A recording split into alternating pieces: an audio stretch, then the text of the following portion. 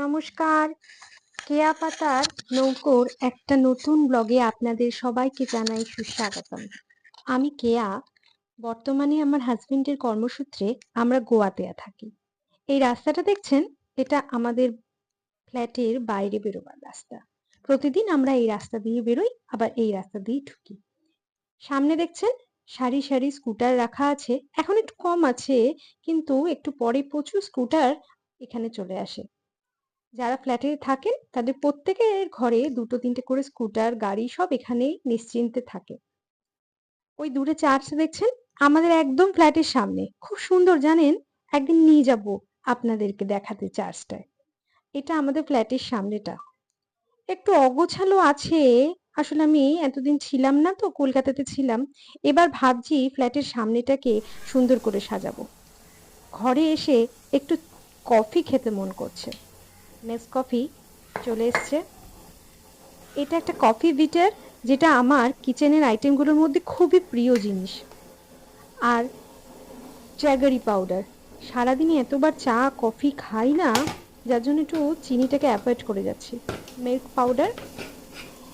আমার ব্লগের মধ্যে প্রতিদিন কিছু নতুনত্ব চা কফির রেসিপি আপনাদেরকে দেখাবো। আজকের রেসিপিটা অবশ্য নতুনত্ব নয়। আমি দৈনন্দিন কিভাবে কফিটা খাই, আমার প্রিয় কফিটাকে করে খাওয়াই, তো ভাবছি আজকে প্রথম দিনের ব্লগে আপনাদের একটু করে দেখাই। মিল্ক পাউডার নিয়ে নিলাম। কিছু এমন কিছু নয়, জানেন তো, এই কফিগুলো আপনারাও বানান, কিন্তু ভাবছি যে আমি যেহেতু ব্লগটা করছি, তাই জন্য আমি প্রতিদিন কিভাবে কফিটা খাওয়াই সেটা আপনাদেরকে একটু দেখাই। যেহেতু কফি আর চাটা আমার খুব প্রিয় জিনিস, তাই আপনাদেরকে একটু দেখাতে ইচ্ছা করলো। নিয়ে নিচ্ছি একটু জাগেরি পাউডার। এই শীতে 11টার সময় সমস্ত কাজ ফেলে, সমস্ত কাজ সেরে যখন এক কাপ কফি নিয়ে বসি না, তখন সারাদিনের ক্লান্তিটা মনে হয় কোথায় চলে গেছে। আর যখন কফিটা বানাই, সারা কিচেনে এই কফির স্মেলটা এমনভাবে সুন্দর করে ছড়িয়ে যায়, কি বলবো, একটা দারুণ একটা পজিটিভ ফিল হয় তখন। কফি পাউডার কিছুটা দিয়ে দিচ্ছি। কিছুটা কফি পাউডার দিয়ে দিলাম।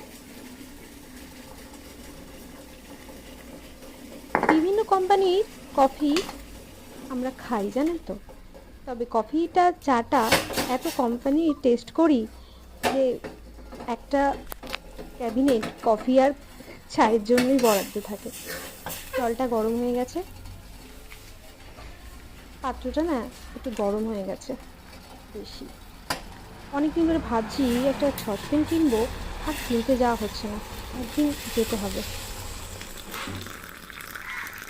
গরম জলটা ঢেলে দিলাম। এবার আমি একটু বিট করে নেব। বিটারটা দিয়ে বিট করে, কফি বিটারটা দিয়ে বিট করে নিই না, এটা বেশ ক্যাফে ক্যাফে স্টাইল হয়। কিছুটা বিট করে নেব। কিছুটা বিট করে নেওয়ার পর আবার গরম জলটা ঢেলে দেবো। স্পুনটাতে একটু অসুবিধা হচ্ছিল, তো স্পুনটা ছড়িয়ে দিলাম।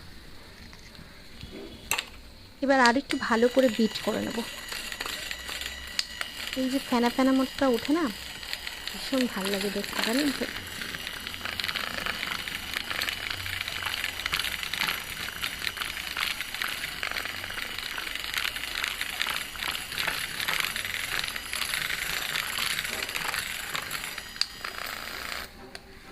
ব্যাস হয়ে গেছে। এরপরে আর একটু গরম জল এর উপরে ঢেলে দেবো।